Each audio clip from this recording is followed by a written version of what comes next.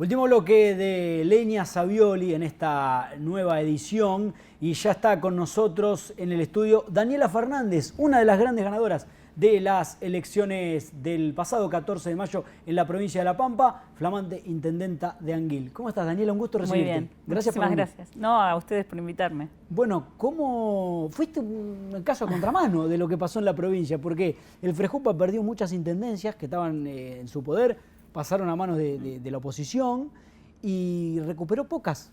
Una fue la de Anguil, que después de 12 años de gobierno de Héctor Del Haye, volvió a manos del peronismo. ¿Por qué pasó? ¿Qué explicación le encontrás? Trabajamos mucho. Trabajamos, somos un equipo grande, fortalecido. Nos fortalecimos en la última elección. Fue un proceso que va más allá de esta campaña. En la última elección la perdemos por 20 y pico votos y ganamos el juzgado. Ingresan al Consejo Deliberante dos compañeros, Gabriela Arletti y Lorena Leguizamón, dos compañeros con una decisión de continuar trabajando. La unidad básica también.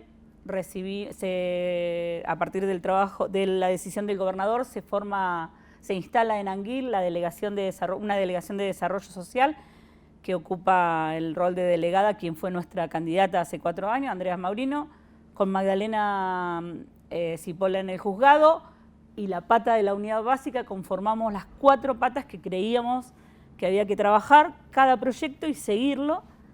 Lo trabajamos, lo seguimos, los hicimos realidad a muchos como oposición, por ejemplo, la ampliación del hospital que hoy disfrutamos, a pesar de un montón de trabas puestas desde el gobierno municipal. Demostramos que sabíamos para qué queríamos gobernar, que sabíamos gestionar, que el gobierno provincial, si gestionás, abre puertas para todos, pero hay que venir y gestionar y proponer. Y bueno, y creo que después le dimos lo final fue conformar una lista que fuera la síntesis de este trabajo de gran militancia y darle la organización necesaria, porque la fuerza es la militancia y la organización. Y tuvimos todo eso, así que felices. Y a eso se le sumó un enojo, ¿entendés vos, de la población? ¿Un hartazgo, un cansancio con la gestión de Del Haye? Sí, sí. Nuestro proyecto también tiene como eje plantear cuántos derechos están vulnerados. Entonces empezamos a hacer visible, con una denuncia que fue muy conocida, de que no está la división de poderes, se es ejecutivo y legislativo a la vez, la falta de gestión, el maltrato a los trabajadores y a las trabajadoras. Empezamos a ser portavoces y empezamos a madurar una cuestión de, las cosas, y sobre todo un sentimiento de que porque somos un pueblo chico no podemos pedir más. No, sí podemos soñar un montón de cosas más. Insisto, la obra de la ampliación de la posta sanitaria pasamos de tener una casita a tener un hospital.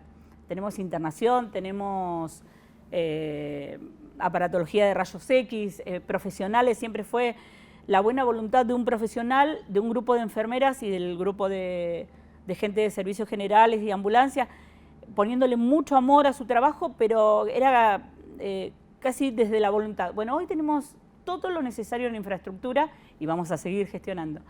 Entonces empezamos a plantear, a instalar en el pueblo que podemos ser un pueblo mejor. Sí, entiendo. ¿Y en ese contexto, en ese marco, con todo esto que venían señalando ya hace un tiempo, sobre todo eso que me quedó, eso que señalaste recién de somos un pueblo chico, podemos pedir obra, hay que tener gestión?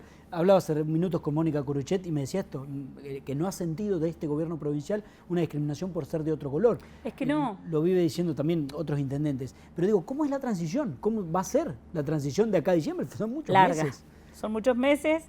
Esperamos que sea lo más justa posible. Esperamos que se cuiden los fondos públicos, porque son fondos públicos, no son ni de la gestión que se va, ni de la gestión que entramos. Esperamos que se cuide, que sean cautelosos con el ingreso de personal, porque eso también después depende de los fondos públicos. Esperamos que aún no sabemos cómo va a ser, La verdad no hemos tenido posibilidades que desde el Consejo se trabaje en conjunto. No hubo un proyecto de nuestros concejales tratado, ni siquiera se incorporan en la orden del día. Bueno, claro, un desperdicio de la gestión legislativa. Con la pandemia pusieron sesionan cada 15 días porque era lógico, la pandemia hacía que no fuera necesario no encontrarnos, continuaron así, se siguió hasta hoy. Se continúa así, claro. Si se puede se suspende alguna sesión. Entonces, bueno, pretendemos que sea lo más cuidadoso posible.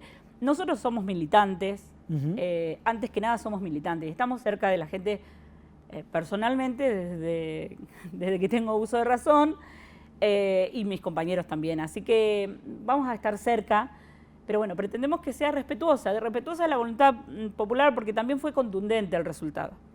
La posibilidad de que hoy una persona de tu confianza, o que seguramente integre tu futuro gabinete, esté mediando, sea parte del día a día. Sí, seguro que lo vamos a estar, estamos muy cerquita. ¿Cómo ves la posibilidad de que acepte la otra parte, digo? ¿Complejo? Sí, o sea, hoy no hay diálogo. No hay diálogo, y vuelvo a decirte, ¿qué mejor que los concejales? Claro, sí. Los dos concejales que en este momento son concejales, son en la próxima gestión también van a ser, ¿qué mejor que ellos? Claro. No se ha podido, y bueno, los anguilenses y las anguilenses tomaron la decisión de basta. Y contundente, ganamos por más de 270 votos, es una diferencia que en un pueblo de 1.800 votantes es mucho. Y bueno, pretendemos que sea respetuosa. Por supuesto que lo vamos a generar, vamos a intentar, estamos armando el equipo, y seguro que va a haber quien, y que también debería poder ser yo. Sí, soy trabajadora municipal, vecina, nacida en el pueblo, no debería haber nada que impida que hagamos un trasvaso ordenado. Pero bueno, vamos a ver. Hay muchos vecinos y vecinas de Anguil que en los últimos años hemos tenido la posibilidad de hablar con ellos y con ellas, y nos han dicho que encontraron el último tiempo un municipio prácticamente de puertas cerradas. ¿Cómo cambiar esa lógica? Desde lo que somos, la verdad, cambiar esa lógica, lo primero que hoy me preguntaban mis compañeros de UPCN, me preguntaban, ¿qué es lo primero que vas a hacer? La adhesión a la ley 643, tan básico como eso, que la relación laboral se rija por una ley, no por el amiguismo o por cómo le caes al intendente o la intendente de turno. Y lo mismo con otras cuestiones, es a puertas abiertas, porque es con los vecinos y las vecinas los que vamos a construir la gestión. Nuestros proyectos no son, somos los cráneos que diseñamos. Nuestro proyecto es del contacto con los vecinos, y es de la necesidad. Nuestro proyecto central, por ejemplo, tiene que ver con solucionar un problema de inseguridad en el ingreso al pueblo. Sí. Cualquiera que vaya lo ve. Sí, complejo. Complejísimo. Aquellas que no conocen, que no han pasado, yo creo que Santa Roseña sí, pero que no están viendo otro lado de la provincia. Es una entrada que está después de una loma muy compleja, no tiene casi... Una dársena muy pequeña, rota, 2 lomas, tanto este como este. Bueno, es solucionar un problema con una raqueta de giro que te permite ingresar al pueblo de manera de frente, y después colectoras que nos permitan un desarrollo económico y de servicios ahí, para que el techo de ser un pueblo chico no nos termine aplastando. Pero a la par de eso es recomponer un entramado social. Hoy no hay 2 instituciones que puedan coordinar un trabajo conjunto. Si hay un caso de violencia, es violencia escolar. No es violencia escolar. Tenemos violencia, y a ver cómo lo solucionamos, tanto el colegio, la escuela, la posta sanitaria, el municipio. Bueno, hoy eso, pensar en una red de trabajo social es imposible. Y tenemos que recomponer eso. Y recomponer eso con abrir las puertas de la municipalidad, sentarnos, así como nos sentamos en la casa de cada vecino y cada vecina a contarle esto y a escucharlos, es sentarnos en la municipalidad. Pedíamos una oportunidad, la gente nos la dio de manera contundente, y devolveremos con eso, volvernos a sentar de la misma manera en el municipio. Cuando tuve que definir mi candidatura, que me costó muchísimo, decía, yo no le tengo miedo a ¿qué te pasa? ¿Por qué dudas? Yo no le tengo miedo a la gestión. Sé que somos capaces de cosas hermosas para Anguil. Y hoy siento lo mismo. Hoy que ya tengo la responsabilidad, siento lo mismo. Somos capaces, porque es un pueblo con un capital humano desaprovechado, menospreciado, hay que ponerlo en valor. Y tiene una ventaja que te traslado una pregunta que se puede convertir en desventaja pensando en la cercanía que tiene con la capital de la provincia. ¿Por qué te digo una desventaja? Porque imagino que hay muchos anguilenses, muchas anguilenses que vienen a la capital a trabajar o a desarrollar su vida, básicamente. ¿Cómo generar empleo desde el sector privado, no engrosar el sector público e invitar a aquellos y aquellas que se queden en la localidad? Hay muchos santarroceños y santarroceñas que han decidido irse de acá para allá también. Bueno, el valor de la tierra es 1/3 menos de lo que cuesta entonces, en la crisis en la que estamos atravesando, Anguil es una buena opción, pero además porque el que va con lo bueno del pueblo chico, y tenemos que recuperar eso, lo bueno que tiene, que todos nos conocemos, ese entramado social está bueno. Yo crío a mis hijos allá por decisión y está bueno, hay que recomponerlo. Pero yo te decía, brindar servicios, debemos brindar servicios. Vos parás a la noche y en la estación de servicio está llena de camiones, no quieren llegar a Santa Rosa. Es más inseguro, es más cómodo. Bueno, ofrezcámosles duchas, hospedaje, comida. Ya se instaló un corralón de materiales cerquita. Es difícil el acceso. Bueno, los pueblos se desarrollaron al costado de las vías. Hoy la ruta es el medio de comunicación que tenemos. Debemos desarrollarnos hacia ahí. Y la verdad nos lo están marcando, 4.500 autos por día pasan por esa ruta. Muchísimo. Y bueno, y vemos ciudades de provincia de Buenos Aires, de la Ruta 5, que empiezan a desarrollarse. El mismo Catriló, es impresionante cómo ha crecido para la ruta. Nosotros tenemos además la ventaja que estamos cerquita, es 1 kilómetro. Otros pueblos tienen accesos más largos. Nosotros es un kilómetro. Y ya tenemos gente que tiene tierra sobre la ruta, que dice, siempre quise desarrollar algún emprendimiento, Bueno, tenemos que generarle el acceso y creemos que es posible y que debemos funcionar como, tampoco es que estamos inventando nada, como funcionan otras ciudades, otros pueblos, como pueblos satélite de las grandes capitales. Sí, le pasa a Toay, claro. Toay lo hizo, seremos... Ataliva era un pueblo que desaparecía y con esa travesía creció. Winifreda y nosotros creo que somos los desafíos y nosotros estamos sobre la ruta que nos conecta con la ciudad más rica del país, con Capital Federal. Y en ese sentido, en el sentido de la integración, ¿qué va a pasar o qué idea tenés con los condominios? Que hemos hablado mucho de los condominios que están instalados en Anguil. Hay uno más cercano acá a Santa Rosa, otro allá cerca del basurero de Anguil. Tuve la posibilidad el año pasado de estar y charlar con los vecinos y vecinas. Te pregunto por los dos primero y después me quiero centrar en el que está al lado del basural o del relleno sanitario. Es todo un tema, ¿no? Ese que quiero preguntarte específicamente qué vas a hacer. Pero ¿hay un proyecto de integración? Pero sí, por ¿Cuál es la idea? Pero en eso de municipios a puertas abiertas es ¿por qué negar? Son un sector que fueron negados durante estos años y que negás una realidad. Y negás una realidad que está surgiendo justamente por el valor de la tierra, por la imposibilidad de acceder a tu vivienda de otro modo. Entonces surgen estos proyectos colectivos que le permiten a un montón de familias tener su hogar. Bueno, por supuesto que se van... ¿no? Digo, cuando pienso en integrar es ¿por qué no integrar? ¿Por qué no están integrando? Porque están negados. Sí. Como estuvimos muchos sectores, hay como... Creo que esta elección fue el voto de todos esos que nos negaron y nos cerraron las puertas a un montón de cosas y dijimos basta. Por supuesto que sí, además es gente querida por nosotros y bienvenida, queremos darle la bienvenida. Anguil ha tenido 2 grandes migraciones, una fue de correntinos que venían a trabajar en la tierra y otra es ahora que gente que elige vivir en contacto con la naturaleza, en espacios más al aire libre, no tan en aglomeraciones urbanas, y que nos vamos a nutrir también de lo que traen ya nosotros. Sí, porque decidieron vivir ahí, pero ¿no? Sí. Esa es una cuestión que a veces cuando uno lo escuchaba al exintendente parecía como que era un castigo que estuvieran ahí.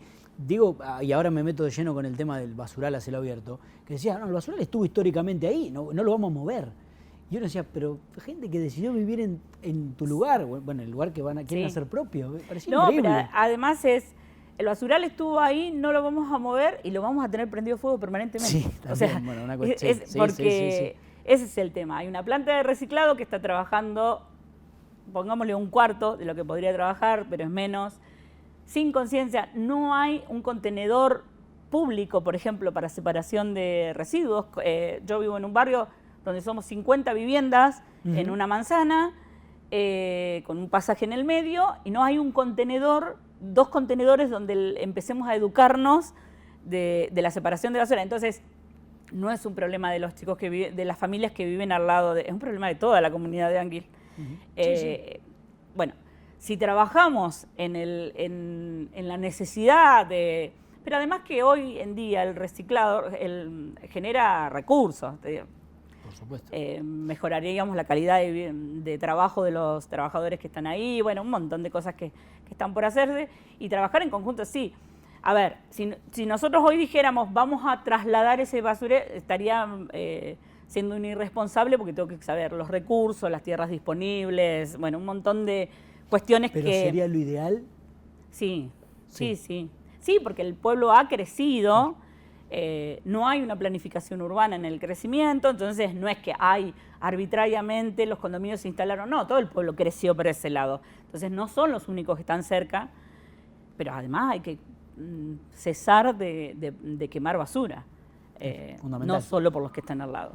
Así como hay que empezar a aplicar la ley de agroquímicos de la provincia, bueno, todo lo que significa en el cuidado del medio ambiente, también hay que empezar a ver cómo reciclamos la mayor cantidad y no acumulamos al punto de que tengas que tener prendido fuego, que además lo niegan. Bueno, ustedes han sido parte de las denuncias y te dicen, no está prendido, pero sí que está. Sí, estuvimos, nosotros visitamos y fuimos con la cámara y se veía claramente, o sea, era una realidad muy difícil de sostener, ¿no? Además el olor llega al pueblo todos los días. Me imagino. Y el tema servicios, ¿cómo está Anguil?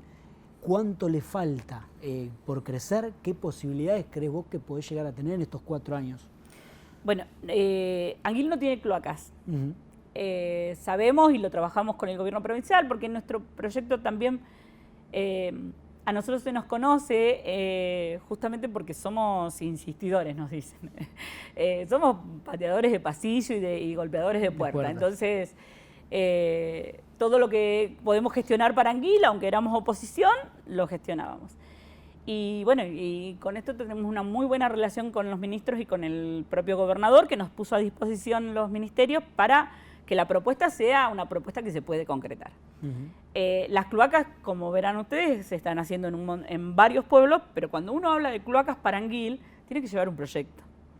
Tiene que estar es bastante y después el ENOSA, ver en qué momento están los recursos. Ahora, pero cloacas para Anguil, ponerlo así, cloacas para Anguil, bueno, lo han hecho durante estos 12 años y así no funciona. Nosotros vamos a hacer el proyecto de cloacas, no sabemos si en en los próximos 4 años se puede concretar, porque es una obra de un año de proyecto y 2 de ejecución. Pero vamos por ahí porque hay que solucionarlo. Después necesitamos iluminar Anguil, acá en la CPE. Necesitamos ampliar el alumbrado urbano que no sabemos por qué se dejó tan de lado. Hay sectores oscuros totalmente. Necesitamos terminar con la red de gas. Hay vecinos que innecesariamente no tienen gas, tienen la obra en la esquina. Desde el Estado hay que facilitar el acceso a esos servicios. Y después tenemos una enorme emergencia, profunda emergencia habitacional. 135 familias anotadas en el IPAB. Eso significa que son muchos más porque hay un montón que no pueden inscribirse por no tener hijos O sea, son muchos más, y se entregaron hace poco 12 viviendas que para completar se entregan de manera arbitraria, a dedo,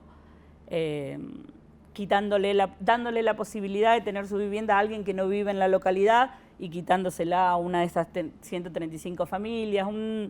La verdad, muy lejos de un ejercicio de garantizar derechos.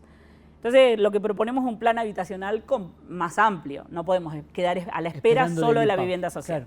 Claro. Y en ese sentido, ¿qué posibilidades tiene hoy, por tu conocimiento, por los concejales de tu partido que te puedan llegar a contar, de tierras la municipalidad, como para generar algún proyecto para aquel que quizá no llega a ingresar al IPAP, pero tiene algún dinero para poder, si lo ayuda el municipio, poder ir pagándose su casa? Bueno, un ejemplo a seguir es Lonquimay. Sí, hablábamos con Mónica Curuchet lo mismo. Claro.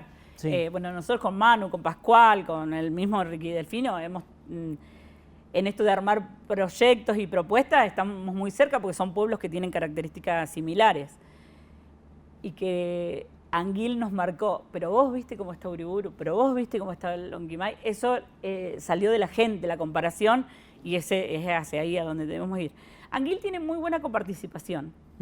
Como Catriló y como Riglos. Más alta, creo. Eso significa que los recursos están, lo que hay que es ubicar cómo se distribuyen. Y después, bueno, la posibilidad del trabajo con el gobierno provincial. Cómo se accede a la tierra, si no alcanza lo que tenemos, el gobierno te otorga adelantos de coparticipación, bueno, todo lo necesario. Y ese es uno de los proyectos, uno de los primeros proyectos que vamos a hacer. De hecho, ya desde la ansiedad andamos recorriendo y viendo posibles tierras cercanas a la parte urbana. Sí, y en esos 135 familias, varias, si le das la posibilidad de acceder al terreno, va a empezar a construirse su vivienda. Nosotros queremos recuperar y hacer... ¿te acordás los EPAM? Sí. Esfuerzo propio. Bueno, nos parece que se puede recuperar, y más en los pueblos donde vos conocés cuál es la familia de albañiles. Generalmente los oficios son la familia entera. A una familia de albañiles, si vos le das la posibilidad del material, tenés garantizado que van a empezar a levantar su casa. Y no esperan 10, 12 años una casa social. Porque además no hay ni para alquilar. Bueno, se están viniendo otra pregunta que te iba a hacer, claro. Familias a alquilar un garage por 40, 50 mil pesos. Y la verdad... eso nos motiva a decir que no se vayan nuestros jóvenes, porque los pueblos ahí sí, cuando nos envejecemos, y que se vaya el joven que quiere, que decide irse, pero que no los expulsemos por falta de oportunidades. Entiendo. Mencionaste en una cuando te preguntaba por cómo te imaginaba que iba a ser la transición, el hecho de que el municipio no había tratado bien a sus trabajadores. Lo dijiste, de hecho, el domingo después de ganar la elección el 14 de mayo. ¿En qué fue los malos tratos? ¿Tiene que ver con lo salarial? ¿Con qué? Lo dije en caliente porque soy trabajadora municipal y porque lo tengo muy grabado lo que nos pasó estos 12 años. Soy trabajadora municipal, soy dirigente de UPCN. Te puedo contar, desde trabajadores con 30 años, dejarlos durante 12 años sin tareas, casi 12 años hasta que por ahí accedieron a una adscripción y están trabajando acá en la municipalidad, adscriptos en la municipalidad de Santa Rosa. Legajos impecables, no estoy hablando de trabajadores con conflictos o con legajos impecables. Trabajadores con formación terciaria sin hacer nada para pasar la lista por día, sucuchitos sin ventana, ahí fui yo, para hacer nada. A veces cuando hablamos de maltrato creemos que es explícito. Que no te den tareas para hacer es tremendo. Sí, o que te manden a un lugar precario a trabajar. Tremendo. Y después hubo prácticas permanentes de aprietes electorales en función de los trabajos de los trabajadores que por día o a destajo, que dependiendo de la relación que tuvieses con el personal que estabas a cargo. Te doy 15 días, te doy 2 meses, te saco 2 meses. Hay un ejemplo de una chica que fue a jugar al bingo a la unidad básica. Nosotros generamos muchas actividades porque se vació también el pueblo de eso, de la posibilidad del tiempo, de usar el tiempo libre, de las actividades deportivas. No hay un proyecto deportivo, no hay un proyecto cultural. Si surge alguno se le ponen muchas trabas, si surge alguno por fuera se le ponen muchas trabas. Entonces generábamos todo el tiempo cosas con muy pocos recursos, con los nuestros, y uno de esos era un bingo familiar con donaciones de compañeros y compañeras. Y se la dejó sin trabajo porque salió con la canasta familiar que se había sacado en el bingo. Y nosotros muchas veces esas cosas las callamos para no entrar en una confrontación, que en el medio queda una ciudad, quedan los vecinos que no tienen ganas del River y Boca peleándose. Sí. Que ya se termina de convertir en una cuestión partidaria cuando... Claro, pero cuando salimos a hacer la campaña, así como nos decían, vos viste cómo creció Uriburu y Lonquimay, nos decían, yo sé que dejan a la gente sin trabajo porque va a la unidad básica. Entonces, de todo eso dijo, basta. Los anguilenses dijeron, basta de todo eso. Y nosotros tenemos la absoluta convicción de que vamos a poder transformar todo eso, porque no vamos a hacer nada de eso. No es que ahora vamos a maltratar a otros trabajadores. Entiendo, o sea, entiendo. de ninguna manera. De ninguna manera un trabajador identificado, una trabajadora identificado políticamente con la oposición, con quienes serán oposición a partir del 10 de diciembre, será puesto sin tareas para hacer. De ninguna manera. Entiendo. Se vienen meses de arduo trabajo entonces. De muchísimo. Gracias por venir, Daniela, muy amable. Muchísimas gracias a ustedes.